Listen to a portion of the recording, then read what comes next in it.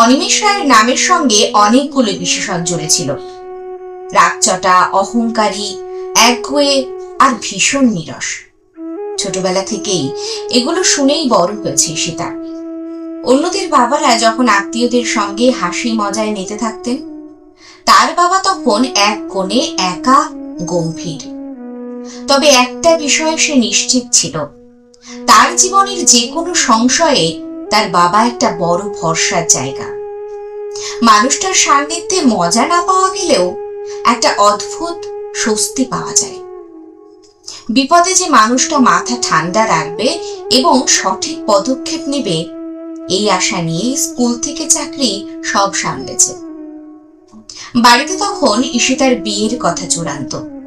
পাত্র অর্ণবকেও ঈশিতার বেশ পছন্দ, শান্ত ভদ্র। তালটা কেটে গেল দুই পরিবারের শেষ আলোচনার দিন। চা জলযোগের সময় অর্ণবের কাকা হেসে বললেন, আমরা পণ নেওয়ার বিরোধী, আমার ভাইপো বিয়েতে কিছুই নেবে না। মা হেসে মাথা নাড়লেন। ঘরে একটা স্বস্তি নেমে এলো। কিন্তু ঈশিতা লক্ষ্য করলো তার বাবা হঠাৎ পাথরের মতো স্থির হয়ে গেছেন। তিনি তীক্ষ্ণ দৃষ্টিতে তাকিয়ে আছেন অর্ণবের দিকে, যে তার কাকার এই মহত্বে সায় দিয়ে মাথা নাড়ছে। কয়েকদিন পর খাবার টেবিলে বাবা ঘোষণা করলেন, এই বিয়ে আমি দেব না, আমার আপত্তি আছে। মা চিৎকার করে উঠলেন। ঈশিতার বুকেও তখন স্বপ্নভঙ্গের জ্বালা। বাবাকে তার আরো একবার পৃথিবীর সবচেয়ে একগুঁয়ে মানুষ বলে মনে হলো। গত 3 রাত ধরে ঈশিতা লক্ষ্য করছে বাবা একা বারান্দায় অন্ধকারে বসে থাকে। আজ ঈশিতা বাবার কাছে গিয়ে প্রশ্ন করল, সবকিছু ঠিক হয়ে যাওয়ার পর কেন আপত্তি করলে?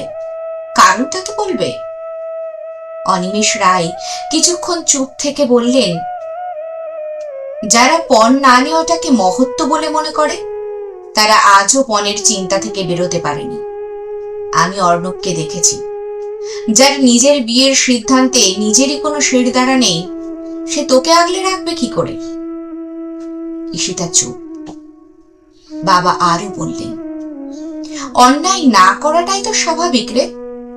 সেটা নিয়ে যারা গর্ব করে, তারা মনে মনে বিশ্বাস করে অন্যায় করাটা তাদের অধিকার ছিল। আজ সুযোগ পায়নি বলে করেনি, এর পরেও যে করবে না তার কি গ্যারান্টি আছে? আজ প্রথমবার মানুষটাকে ভীষণ একা বলে মনে হলো ঈশিতার। মানুষটা হয়তো মিশুকে নন, তার ভালোবাসাটা হয়তো এত সহজ নয়, কিন্তু এই কঠোরতার আড়ালে যে কি ভীষণ এক রক্ষা কবচ আছে, তা আজ প্রথমবার বুঝতে পারল ঈশিতা। এতদিন ধরে পণ মানে জানতো যৌতুক। আজকে মনে হলো পণ মানে সবার কাছে টাকা পয়সা নয়, কিছু মানুষের কাছে পণ মানে প্রতিজ্ঞা। অনিমেষ রায়ের কাছে তার পণ ছিল তার মেয়ের আত্মমর্যাদার সুরক্ষা। হয়তো একা থাকার দাম দিয়েই তিনি সারা জীবন সৎ থেকেছেন।